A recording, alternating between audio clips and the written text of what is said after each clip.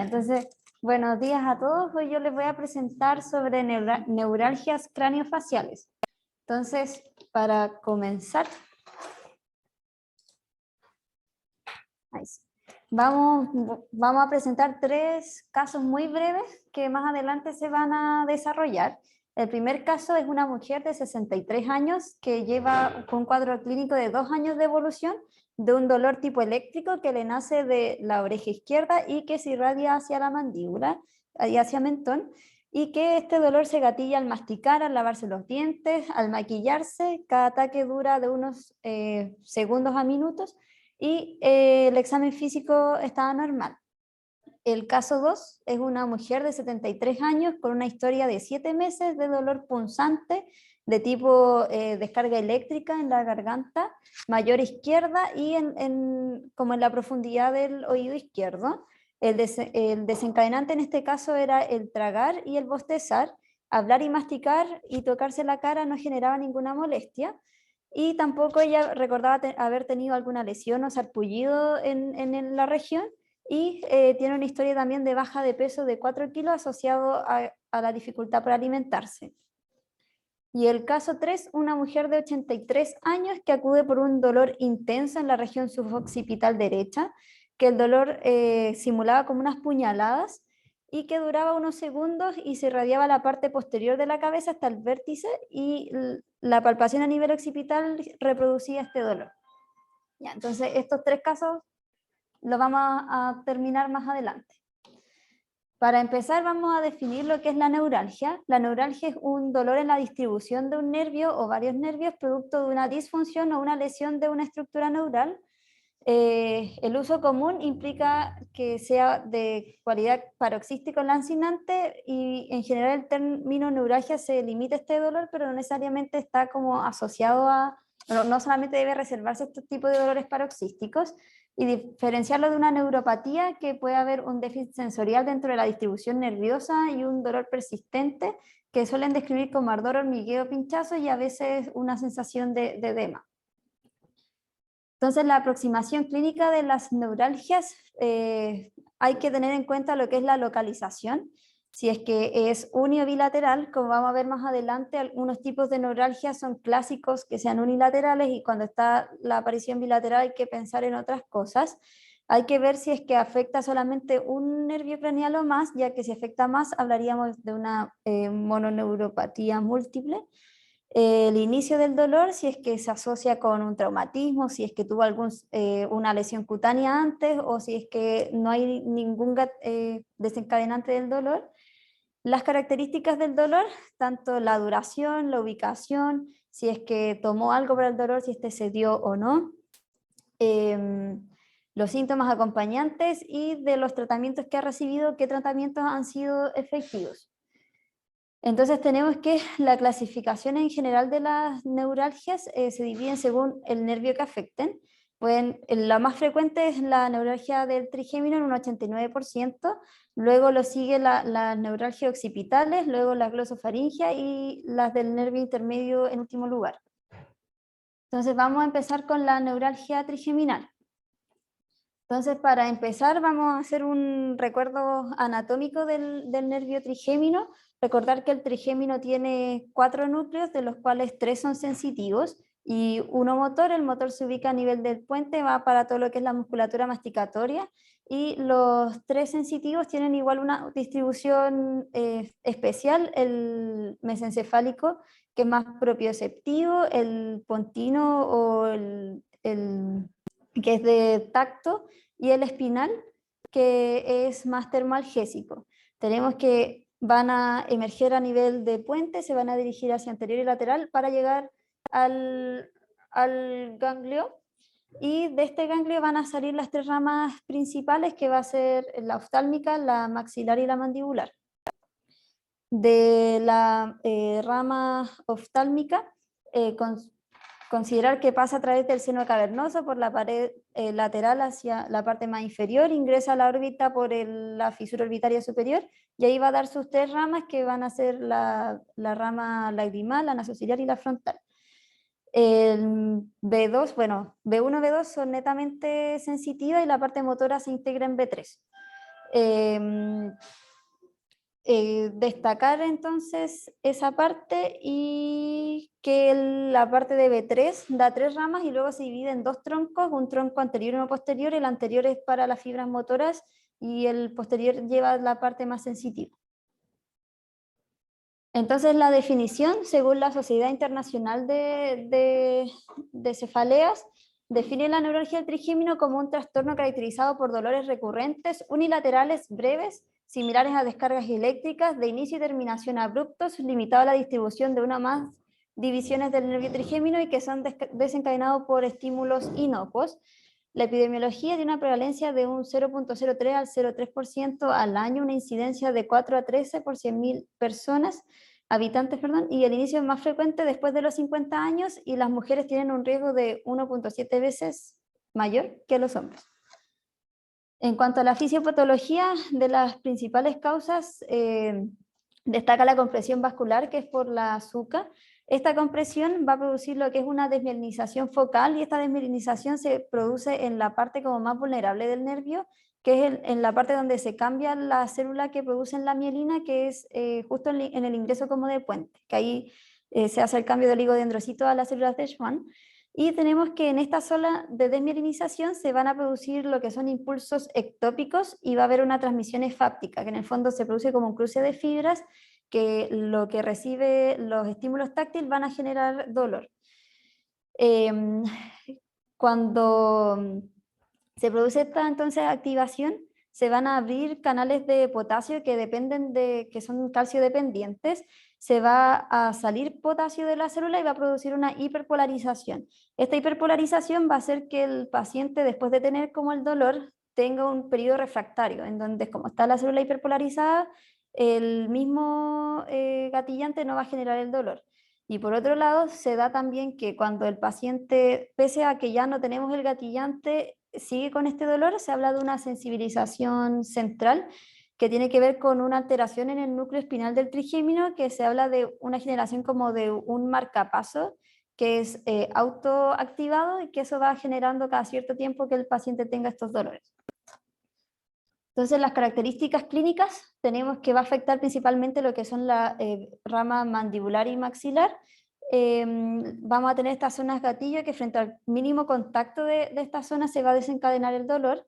El dolor van a ser paroxismos agudos, eléctricos, que duran de segundos a minutos y que pueden ocurrir una sucesión rápida. Y como mencionábamos por fisiopatología, estos tipos de dolor después pueden estar asociados a un periodo refractario y hay pacientes que después pueden tener remisiones espontáneas y que el dolor después regrese de años a meses después. Entonces, los criterios diagnósticos, lo primero es lo que en el fondo son las mismas características que comentábamos, que sean dolores unilaterales paroxísticos en la distribución de una o de ambas ramas del trigémino, y que el dolor entonces dure de segundos a 2 minutos, que sea una intensidad severa y que sean de tipo eléctrico o como puñaladas, que sean o que se gatillen por estímulos inocuos y que no entren en la clasificación de ningún otro tipo de neuralgia o de cefaleas. Y se habla de la neuralgia clásica cuando cumple con todos los criterios anteriores y además en la imagen se ve una evidencia de una compresión neurovascular y que también hayan como signos de cambios morfológicos en el nervio. Entonces, como decíamos, la causa más frecuente es que sea por una compresión neurovascular, pero hay ciertos momentos en que uno tiene que pensar en una causa secundaria, como cuando la neuralgia es bilateral, cuando da en pacientes más jóvenes, como mencionábamos, lo común es que dé sobre los 50 años, y cuando el cambio sensorial es pronunciado, y también hay que tener en consideración cuando son muy refractarios a tratamiento. En estos casos hay que considerar otras etiologías como la esclerosis múltiple, los tumores de ángulo pontocerebeloso, las malformaciones arteriovenosas, quistes y aneurismas. El tratamiento se inicia con tratamientos farmacológicos de nivel de evidencia A, lo más usado es la carbamazepina, que se inicia con dosis de 100 miligramos cada 12 horas. Lo ideal es llegar a 100 o 200 miligramos 3 veces al día. El aumento se recomienda hacerlo aumentando un 10% semanal y hay que tener cuidado con los efectos adversos. De los más severos son bloqueos atrioventriculares, la hiponatremia, y de los menos severos, que puede producir náuseas, constipación, ataxia, fatiga. Con evidencia tipo B tenemos la oxcarbamazepina, que en este caso también la dosis de inicio son 300 miligramos 2 veces al día y la meta es llegar a 600 a 1200 miligramos al día. Y tipo C, que también se puede dar en conjunto con las carbamazepinas, tenemos el baclofeno, la gabapentina y la lamotrigina.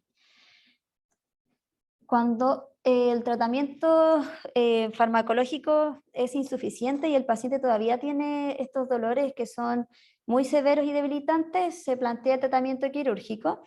Acá tenemos 3 tipos, o sea, 4 tipos. Los 3 primeros son percutáneos.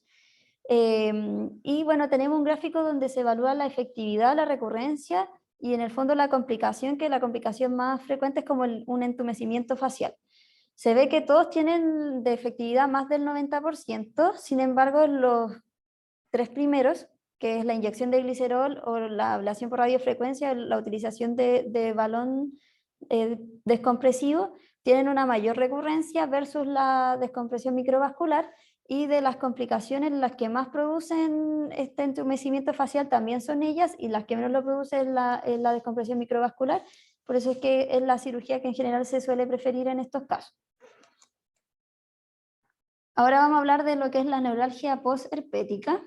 Tenemos que la neuralgia posherpética también es un dolor que se da en general en la distribución de las ramas del trigémino, pero para hablar de neuralgia posherpética, este dolor tiene que persistir 3 meses después de haber tenido la infección. La localización más habitual es en la rama de B1 en al menos el 22% de los pacientes, y tiene una prevalencia de 0,09 a 0,7 por 100.000 habitantes, y es más frecuente en adultos mayores. Las características, entonces tenemos que el dolor tiene que seguir una de estas ramas. En general está el antecedente de haber presentado vesículas en alguna parte de la carita, y que después de la erupción, entonces 3 meses después tiene que persistir con el dolor. Y uno de los predictores, algo que nos permite saber si el paciente va a desarrollar neuralgia o no, es que luego de que se vayan las vesículas persista con el dolor. Entonces, cuando se van las vesículas y el paciente persiste con el dolor, uno tiene que pensar que puede ir a una neuralgia posherpética. Las causas, entonces, se cree que en la misma zona donde se produce la infección por el virus también se produce una desmielinización, y ahí se desencadena igual todo lo que conversamos anteriormente. El tratamiento, más que nada por la infección por el virus, en la fase aguda, digamos, se trata con aciclovir o valaciclovir, lo más utilizado acá. Aciclovir 800 miligramos 5 veces al día por 7 a 10 días, o el valaciclovir 1 gramo cada 8 horas por 7 a 10 días. Y se ha visto que cuando este tratamiento se asocia a lo que son la pregabalina, la carbamazepina o la gabapentina, reducen o previenen el desarrollo posterior de la neuralgia posherpética. Y cuando estos medicamentos no se pueden utilizar, se ha visto que los antidepresivos tricíclicos o los inhibidores de la recaptación de serotonina también han sido efectivos. Y sirven también algunos tratamientos locales, como es la capsaicina tópica y la lidocaína. Y hay estudios que plantean la toxina botulínica, pero todavía no hay ningún estudio como grande que la avala. Vamos a seguir entonces con la neuralgia occipital de Arnold. Un poco de recuerdo anatómico.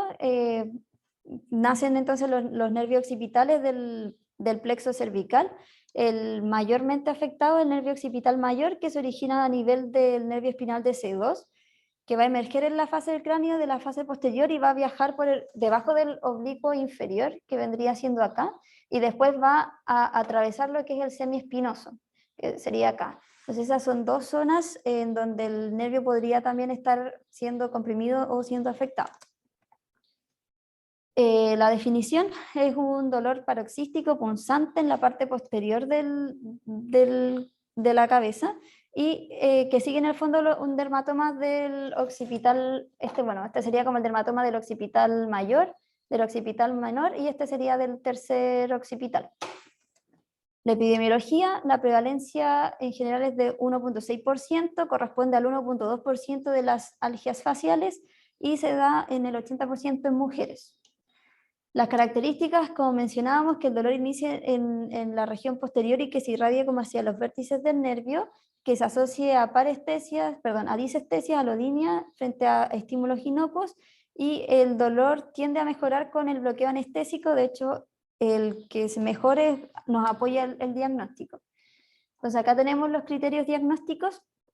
Un poco lo que conversábamos, que sea un dolor que puede ser unilateral o bilateral la distribución de estos nervios occipitales, ya sea el mayor, el menor o el tercero occipital, y que el dolor sean ataques paroxísticos que duren de segundos a minutos, que sean muy intensos y que tengan estas características de ser tipo eléctrico o como de disparo. Se acompañan de disestesias o alodinia, y también ocurre que al palpar la región de los nervios occipitales se gatilla el dolor, y nos apoya también que el dolor pase con estos bloqueos locales. Entonces acá también hay una hipótesis, y hay que considerar que cuando se produce este tipo de neuralgia hay que plantear de que algo le pasa al nervio, ya sea que esté inflamado, que haya algo concomitante, y entonces se plantea que puede ser por lesiones de las raíces nerviosas o de los nervios occipitales, ya sea porque hay un atrapamiento, un traumatismo o una inflamación, y se ha visto también que estas neuralgias ocurren después de cirugías, o ya sea por malformaciones de Arnold-Chiari o cráneos cervicales y de la columna cervical, o compresiones vascular por la arteria occipital. Y como en este caso tenemos una gran posibilidad de diagnósticos diferenciales, se plantea la utilización de imágenes, la resonancia magnética y de columna cervical, en el fondo buscando la causa de esta neuralgia. El tratamiento inicial se prefiere la fisioterapia más los antiepilépticos, antidepresivos. En el fondo vamos a ver que todos usan el mismo esquema de la neuralgia trigémino. Y el bloqueo anestésico local en la fase aguda, cuando el dolor es muy intenso, y se dice que este es efectivo cuando se produce un alivio del dolor, el dolor se ve rápido, y también que nos respalde el diagnóstico, y este procedimiento se puede repetir cada cierto tiempo, cada vez que el paciente siente este dolor. Si no responde adecuadamente, ahí se plantea también terapia quirúrgica con radiofrecuencia o estimulaciones del nervio. Vamos a pasar ahora a lo que es la neuralgia glosofaringea. Tenemos un recuerdo del glosofaringeo, más que nada recordar los diferentes componentes que tiene el nervio, partiendo porque tiene un componente sensitivo general, que es el que llega al nervio espinal del trigémino, que va a dar lo que es la sensibilidad al oído interno, a la cavidad timpánica, las celdillas mastoideas y la faringe hacia más proximal. El componente sensitivo visceral, que va por lo que es el núcleo del tracto solitario, que tiene que ver con los quimiorreceptores y los baroreceptores. El componente sensitivo especial, que también va distribuido por este núcleo, que tiene que ver con el gusto del tercio posterior de la lengua. El componente motor visceral o el parasimpático, que en el fondo del núcleo salivar inferior, que se van a conectar con los nervios petrosos, que van a llegar al gangliótico y van a dar la inervación a la parótida. Y el motor branquial por el núcleo ambiguo, que va a ir a la inervación del músculo estilofaringeo, que va a permitir la deglución y el habla. Tenemos que entonces, como definición, este va a ser un trastorno caracterizado por un dolor punzante, breve, unilateral, que va a ser de inicio y terminación bruscos, y que va a ser según la distribución del glosofaringeo, pero también puede a veces afectar la región faríngea del vago. La prevalencia es de 0,2 a 0,8%, puede coexistir con la neuralgia del trigémino, y un 25% de este tipo de neuralgia se dieron bilaterales, y también se da en pacientes de más edad, en general un promedio a los 64 años.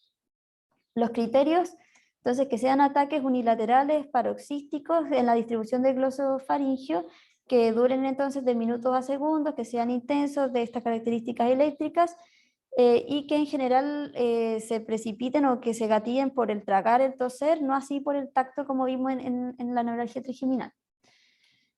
Entonces, características: dolor unilateral, profundo en la faringe, en la cara posterior de la lengua o a nivel del oído, que se desencadena en general lo más frecuente al tragar, que sea un dolor interictal profundo, ardiente o persistente, dure de 2 segundos a minutos, y como mencionábamos que también puede tomar ramas del vago como la rama auricular y las faringeas, y también se pueden presentar con bradicardia o síncope en el 2% de los casos. Las causas, también la causa más frecuente viene siendo la compresión neurovascular, en este caso del complejo glosofaringeo y vago, por la cerebelosa inferior. Entonces tenemos aquí una imagen que aquí se ve como la distribución de la pica, y ahí se ven los dos nervios y qué pasa ahí la arteria y los puede comprimir. Las causas secundarias tenemos que pueden ser lesiones desmielinizantes, tumores laringio, orofaringio y base de cráneo y los traumatismos de la vaina carotidia. Por eso también es importante aquí la buena anamnesis y tener en consideración que también pueden estar asociados a ciertos tumores. El tratamiento, como lo mencionábamos anteriormente, igual que en la neuralgia del trigémino, carbamazepina, y luego se escala a los otros medicamentos, y cuando es refractario se plantea también hacer una descompresión microvascular o hacer una sección directa del glosofaringeo o las raicillas del vago. Y también ambos tienen harto éxito, pero generan disfagia y ronquera. La neuralgia del nervio interpuesto o el nervio de Wisberg, que en el fondo recordar que el nervio intermedio es el que lleva la parte sensitiva del nervio facial. En el nervio facial entonces tiene su núcleo a nivel de puente, luego va hacia el ganglio geniculado, ahí va a dar una rama los nervios petrosos que van a ir hacia el lagrimal, que van a producir la inervación parasimpática. También tiene relación con el gusto con los 2 tercios anteriores por la cuerda del tímpano, da un nervio para el músculo del estribo, y también tiene una región sensitiva que es posterior, en la región posterior de la oreja. Como definición, entonces, la neuralgia del nervio intermedio es un trastorno que es de los menos frecuentes de estos tipos de neuralgia, y que surge entonces de estas ramas sensoriales del facial que van a inervar la parte del meato auditivo externo, el pabellón auricular y una pequeña área por debajo del lóbulo de la oreja. La epidemiología se da en general en los pacientes entre los 41 a 45 años, y una revisión que se hizo en el 2021 estableció que cerca del 60% se daba en mujeres. Las características clínicas va a ser un dolor paroxístico unilateral agudo en lo profundo del conducto auditivo, que en general se provoca por la deglución. También pueden estar asociadas alteraciones de salivación del gusto y de la glándula lagrimal, y que también este dolor puede extenderse a la aurícula, la musculatura facial, en la región parieto-occipital y tanto a paladar y lengua. Tenemos que en las causas en general lo más frecuente es que sea también por una infección por virus herpes, por lo que se puede dar o se puede también ver en ciertos cuadros clínicos como el síndrome de Ramsay-Hunt o en las parálisis de Bell. Y cuando el dolor neurálgico está relacionado con el varicela zoster, se recomienda mejor hablar sobre una neuropatía del nervio intermedio dolorosa, y si esto persiste más de 3 meses, también se habla de una neuralgia posherpética, pero del nervio intermedio. El tratamiento, primera línea carbamazepina, seguido de la gabapentina o la lamotrigina, y en los casos de que esta terapia falle, se plantean ciertos tratamientos quirúrgicos como la sección del nervio intermedio o descompresión microvascular. Ahora vamos a hablar de 4 síndromes, pero mucho más cortitos. El síndrome de paratrigeminal o el síndrome de Rieder, el cual, para hacer su diagnóstico, es un dolor que se va a acompañar en general de un síndrome de Horner. Se plantea que este síndrome de Horner esté acompañado también con una imagen que muestra alguna lesión en la fosa craneal media o una afectación de la carótida, y que este dolor entonces tenga relación temporal como con el hallazgo imagenológico, y que se distribuya en general en B1, en la región oftálmica del trigémino, y que se agrave con los movimientos oculares. Entonces, cuando tenemos esta lesión hay que pensar de que hay una lesión en la carótida, hay que pensar en una disección.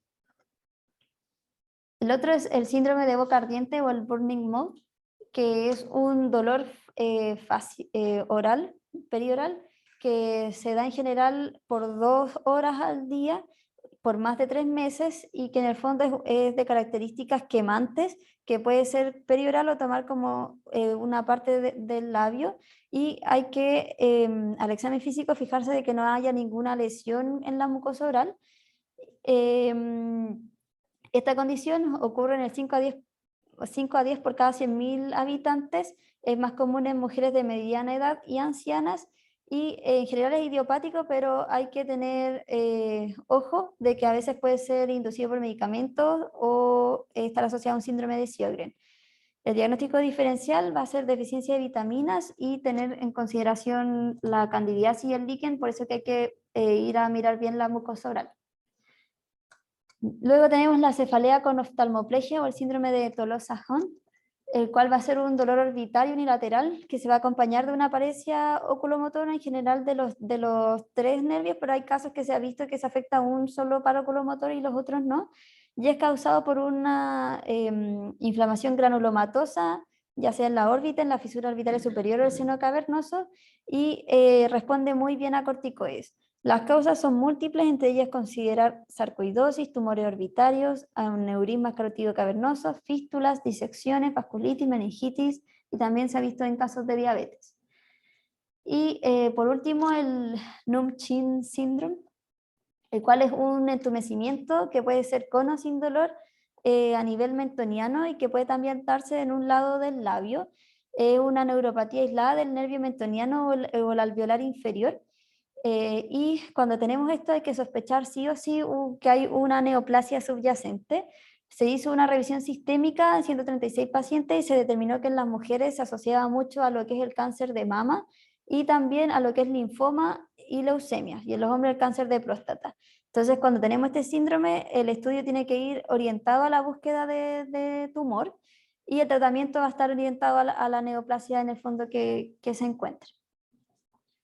Entonces, para recordar un poco los 3 casos que vimos, el caso 1, la mujer de 63 con una evolución de 2 años de este dolor eléctrico que se iniciaba a nivel del oreja y se irradiaba mejilla y mentón, que iniciaba al masticar, lavarse los dientes, que se le dio carbamazepina, que tuvo una buena respuesta inicial. El caso 2, la mujer que tenía este dolor punzante similar a la descarga eléctrica a nivel de garganta, que se desencadenaba al tragar y al bostezar, que tenía esta también historia de baja de peso, y la mujer 3, que tenía 83 años, este dolor a nivel suboccipital.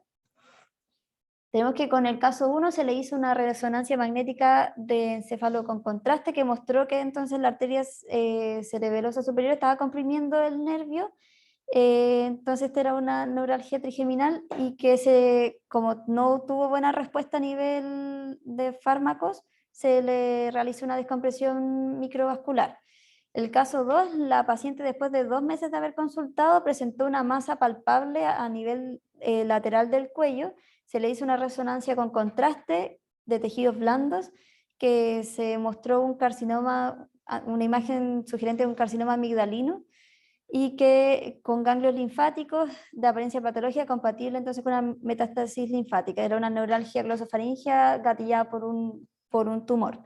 Y el caso 3, que la paciente con este dolor occipital, que se le infiltró la zona con lidocaína y corticoide, la paciente después sin ninguna molestia, era una neuralgia occipital.